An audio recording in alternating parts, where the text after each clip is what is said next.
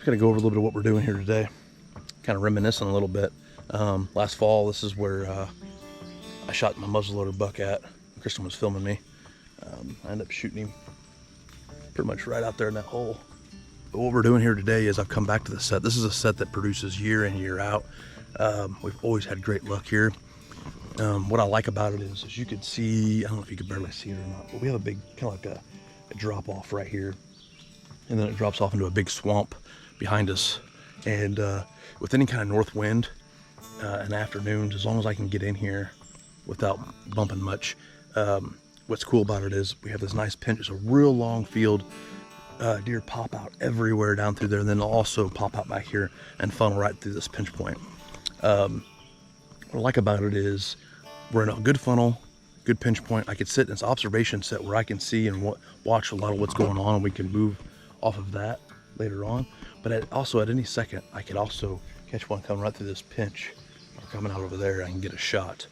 Other thing I really like about it, because of the way our elevation is here, I always try to use elevation in our favor, kind of splitting hairs. The wind's going to be good for them coming up through here, but on a high pressure day with 10-15 mile an hour wind, on a north wind, it's going to blow right over top of them.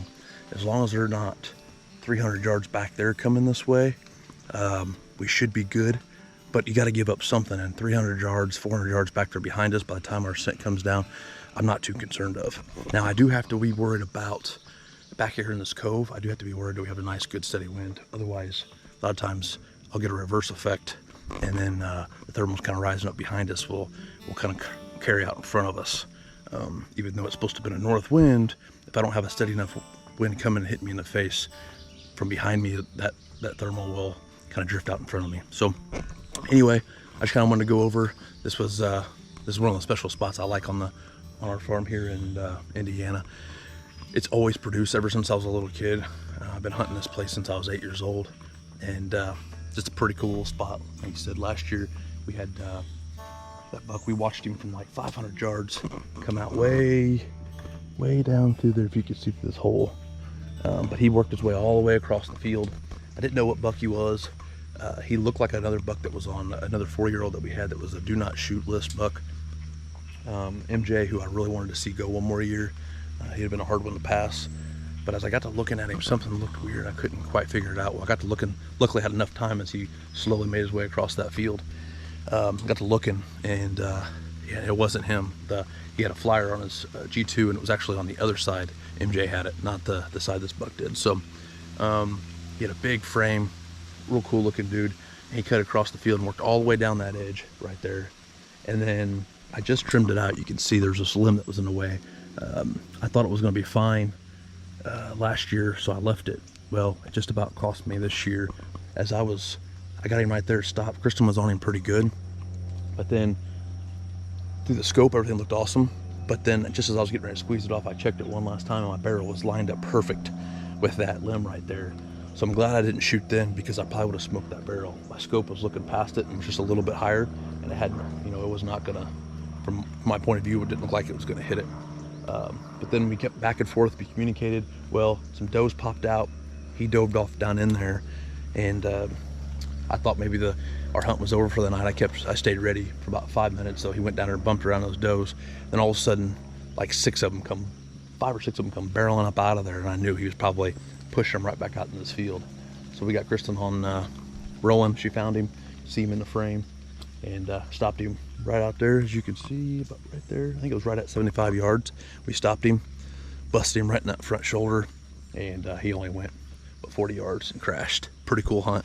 It was awesome. I self-filmed that morning and didn't have much luck, and Krysten got in the saddle with me that afternoon, and it was awesome. That's a big bodied sucker, 250-pound deer, and a 6'8" Western just laid him out. Thank you, Lord Jesus, for that. This is a blessing right here. My best bow buck today. Best part is my dad's sitting there with me. That's what hunting's all about. Look at that band. Oh, man. Billy. No, this is my 6th band, I think, in my life, but I've killed 2 in 2 days. 6 in my life.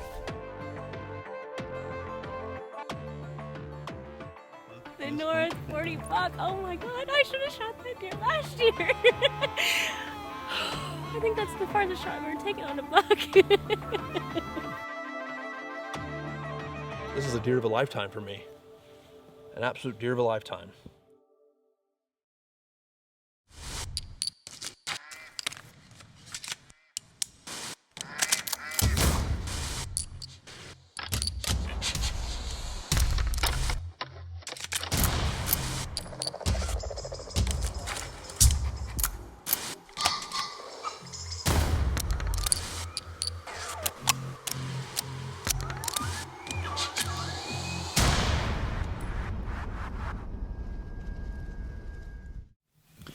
Well, it's the afternoon of November 23rd. We got a beautiful afternoon here. I tell you what, it's been, we've had a terrible stretch of weather here this whole month of November. It's just feel like 75% of the month has been either 40-mile-an-hour gusts or pouring down rain or 75-degree weather. Then you sprinkle in some lockdown in there and it makes it tough. We've been hunting a lot of all-day sits. Start to wear on you after a while. But we're hunting over a pick cornfield here tonight. Just got picked here about a week ago, so pretty excited to see what we got coming out to here, because we've got 2 or 3 different good shooters in the area that I know of that frequent this area pretty good. We just haven't had a chance to hunt this field because of the standing corn, and this has been the first cool day today and tomorrow. It's been the best temps we've had in quite a while now. This morning we didn't have much luck because of the nice cool temps, but the fog didn't lift till about 10:30, 11 o'clock this morning, so we couldn't shoot. Heck, we couldn't see 35, 40 yards in front of us most of the morning. But this afternoon we got a nice little steady, about 10-mile-an-hour northwest wind blowing perfect right over this bluff right here. So I'm looking forward to it. If not tonight, hopefully tomorrow morning we knock down something. It's due anytime now, getting close to this Thanksgiving time. So it seems like we've had the best luck killing our biggest bucks in and around Thanksgiving. So I don't know, we're gonna stay focused, and I got a pretty good feeling we're gonna see something tonight. Just a matter if it's gonna be close enough or if it's something we wanna wrap a tag around. But I got my lucky charm Krysten behind the camera tonight, so hopefully she'll bring me some luck and lay down some good footage here and get a good one knocked down. But I don't know, we're gonna sit tight. We got plenty of time yet here before I expect to see a whole lot. But I don't know, hopefully bring some action tonight.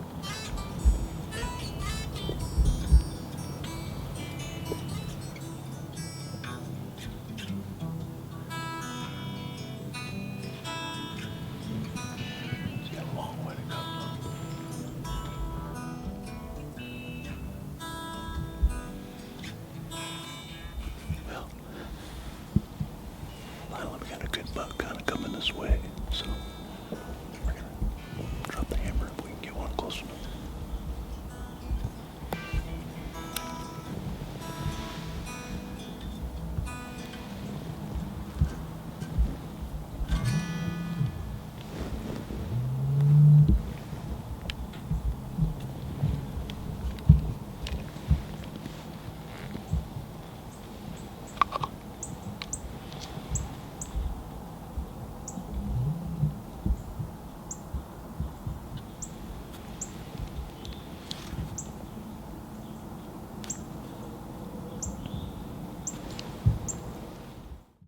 Accuracy and innovation live on in Browning X-Bolt rifles.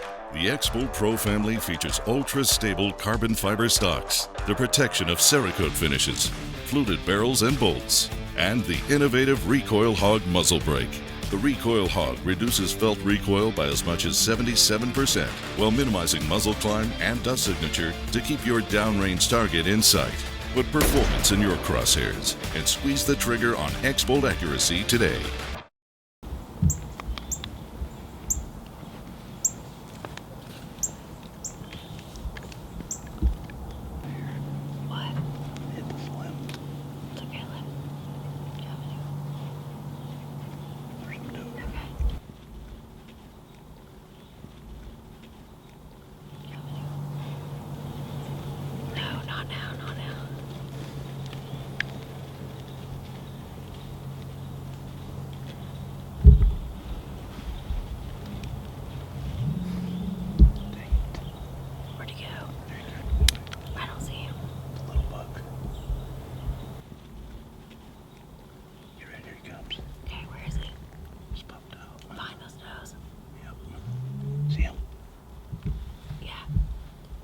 Bet.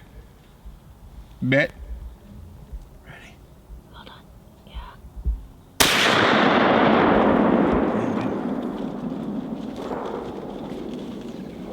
Go down. Yeah.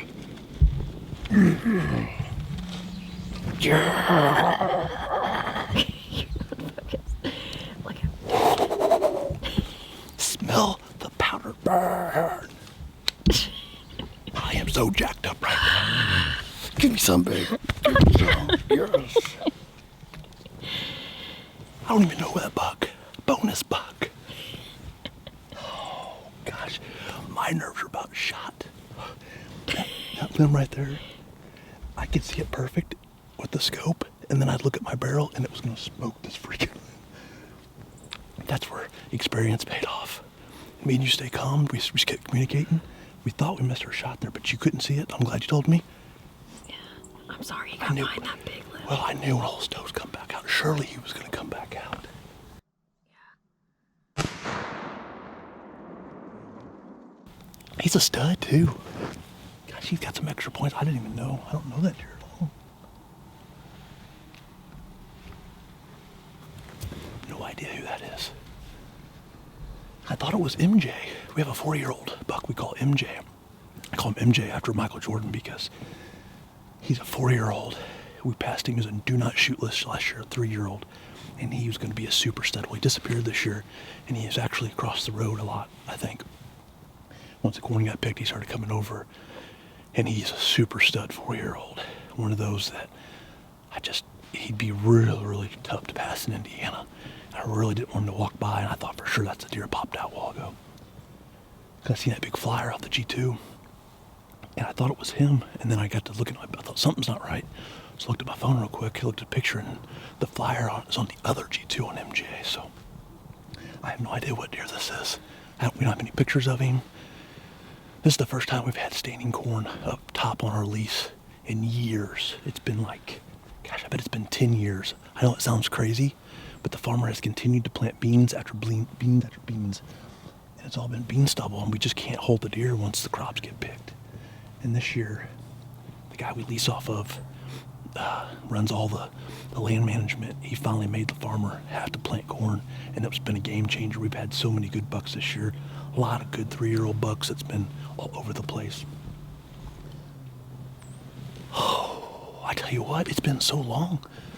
I feel like, gosh, it's not really been that long, a couple weeks, but we've been grinding so hard that I almost forgot what that feeling felt like. Oh my word. Gosh, yeah, that feels awesome. Well, you got your whole pick of the litter now. I mean, you've got Debo, the Big 8, you've got Daggers, you've got Honky. I mean, Hey, the rest of the season is mine. I got Indiana and Illinois. I'll give it to you. It's all yours. All right. It's all yours. I'll take it. Well, I don't know. Maybe we'll switch back. No. Oh, hell no. Hey, you killed a booner in Kansas. Yeah. Pretty 10-pointer. Shoot, yeah. Gosh. Look at that guy. What a 10 now. Actually, Shane just got pictures of him the other day, and I didn't recognize him. That's a gorgeous buck.